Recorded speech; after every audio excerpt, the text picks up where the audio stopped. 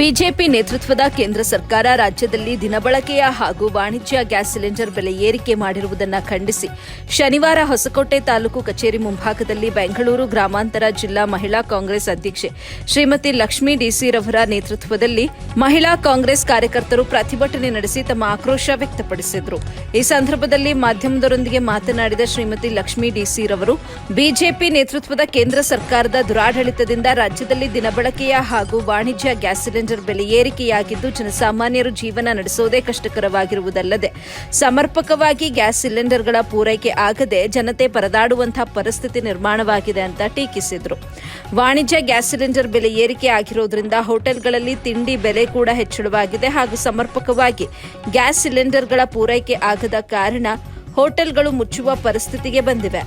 ಹೋಟೆಲ್ಗಳಲ್ಲಿ ಕೆಲಸ ಮಾಡುವ ಸಾವಿರಾರು ಕಾರ್ಮಿಕರು ಈಗ ಕೆಲಸ ಕಳೆದುಕೊಳ್ಳುವ ಅನಿವಾರ್ಯತೆ ಎದುರಾಗಿದೆ. ಇದಕ್ಕೆಲ್ಲ ಕಾರಣ ಕೇಂದ್ರ ಸರ್ಕಾರದ ಅವೈಜ್ಞಾನಿಕ ತೀರ್ಮಾನಗಳಾಗಿವೆ ಅಂತ ಖಂಡಿಸಿದರು. ವರದಿ ಆರಿಫ್ ಖಾನ್, ಎಬಿ ನ್ಯೂಸ್ ಕನ್ನಡ, ಹೊಸಕೋಟೆ.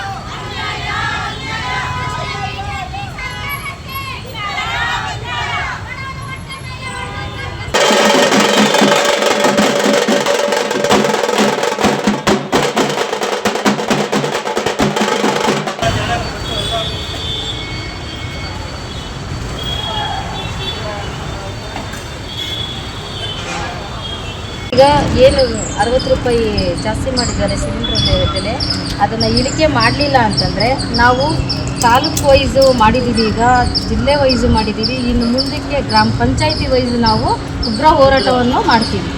ಇದನ್ನು ತಹಸೀಲ್ದಾರ್ ಮುಖಾಂತರ ಸರ್ಕಾರಕ್ಕೆ ನೀವು ಮನವಿ ಕೊಡಲೇಬೇಕು ಮೇಡಮ್. ಖಂಡಿತ ಈ ಮನೆಯನ್ನು ತಹಸೀಲ್ದಾರ್ ಸರ್ ಗಮನಕ್ಕೆ ತಂದು ಅದನ್ನು ಸರ್ಕಾರದ ಗಮನಕ್ಕೆ ಆದಷ್ಟು ಬೇಗ ಇದ್ರ ಬೆಲೆ ಎಲ್ಲ ಕಡಿಮೆ ಮಾಡಿಸಿದ್ರೆ ಮಹಿಳೆಯರೆಲ್ಲರೂ ಸುಮ್ಮನೆ ಇದನ್ನು ಇನ್ನೂ ಹೆಚ್ಚಿನ ರೀತಿಯಲ್ಲಿ ಆಕ್ರೋಶದಿಂದ ಇನ್ನೂ ಬೇಕಾದಷ್ಟು ಥರ ಎಲ್ಲರೂ ಜಾಗೃತ ಮಾಡಿಸ್ತಾರೆ. ಖಂಡಿತ ತಹಸೀಲ್ದಾರ್ ಗಮನಕ್ಕೆ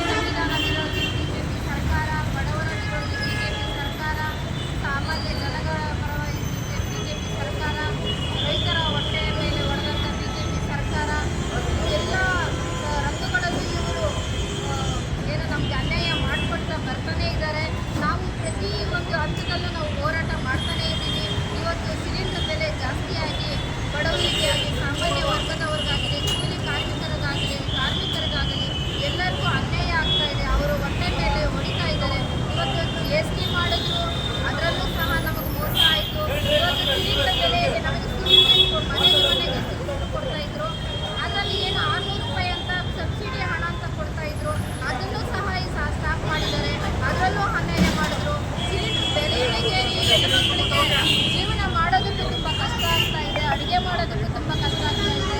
ಮನೆಗಳಲ್ಲಿ ಇವತ್ತು ಸಾಮಾನ್ಯದಲ್ಲಿ ಇವತ್ತು ನೋಡಿ ರಾಜ್ಯದಲ್ಲಿ ಹೋಟೆಲ್ಗಳನ್ನ ಮುಚ್ತಾ ಇದ್ದಾರೆ ಸಿಲಿಂಡರ್ ಬೆಲೆಯಿಂದ. ಆಗ್ತಾ ಇಲ್ಲ, ಪ್ರತಿಯೊಂದು ಹಂತದಲ್ಲೂ ನಮಗೆ ಸರ್ಕಾರ ಮೋಸ ಮಾಡಿಕೊಂಡೇ ಬರ್ತಾ ಇದೆ. ಇದೇ ರೀತಿ ಆಗ್ತಾ ಇದೆ. ನಾವು ಪಂಚಾಯಿತಿ ಇವತ್ತು ತಾಲೂಕು ಜಿಲ್ಲೆವಾರು ಮಾಡ್ತಾ ಇದ್ದೀವಿ. ನಾಳೆ ಪಂಚಾಯಿತಿ ಹೊಸಕೋಟೆಯಲ್ಲಿ ನಾವು ಸಾಕಷ್ಟು ಮಹಿಳೆಯರು ಕೂಡ ಭಾಗವಹಿಸಿದ್ದಾರೆ. ಅಭಾವ ಜಾಸ್ತಿ ಆಗಿದೆ. ಎಮರ್ಜೆನ್ಸಿ ನಾವು ಕೂಡ ಮಾಡ್ತಾ ಇದ್ದೀವಿ.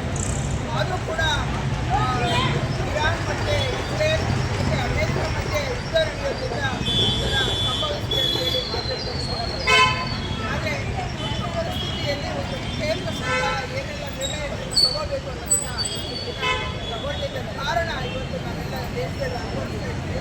ಮುನ್ನೆಚ್ಚರಿಕೆಯಾಗಿ ಭಾರತ ದೇಶದಲ್ಲಿ ಕೇಂದ್ರ ಸರ್ಕಾರ ತೆಗೆದುಕೊಳ್ಳುವಂಥ ಅನೇಕ ನಿರ್ಧಾರಗಳು ಬಹಳಷ್ಟು ಅದು ಸೂಕ್ಷ್ಮ ರೀತಿಯಲ್ಲಿ ತೆಗೆದುಕೊಂಡು ಪಾರ್ಲಿಮೆಂಟ್ನಲ್ಲಿ ಇದನ್ನು ಪಾಸ್ ಮಾಡೋದ್ರ ಮುಖಾಂತರ ಎಮರ್ಜೆನ್ಸಿ ಕಾರ್ಯಕ್ರಮಗಳನ್ನು ಕೊಟ್ಟಾಗ ಭಾರತದಲ್ಲಿ ಈ ವ್ಯವಸ್ಥೆ ಆಗ್ತಾ ಇದೆ ಅನ್ನೋದಕ್ಕೆ ನಾನು ಹೇಳೋದಕ್ಕೆ ಬಯಸ್ತೇನೆ.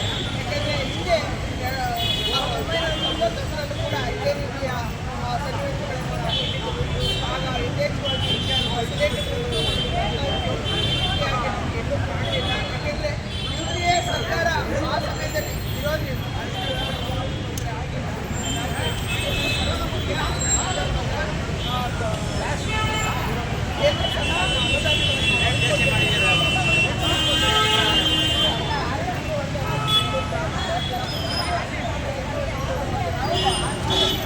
ಮುಂಚೆನೆ ಇವತ್ತು ನಾವು ಇಲ್ಲಿ ಬಂದು ಕಾಫಿ ಏನಂತಂದರೆ ಒಂದು 4 ದಿವಸ ಸಿಗಲಿಲ್ಲ. ಯಾಕೆ ಅಂದರೆ ಸಿಲಿಂಡರ್ ಬೆಲೆ ಏರಿದೆ ಅಂತ ಹೇಳಿದರು.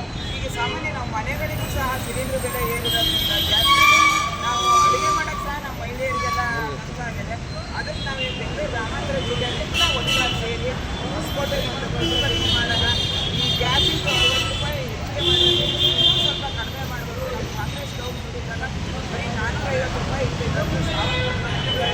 ಅದರಿಂದ ಅದೇ ಬೆಲೆಗೆ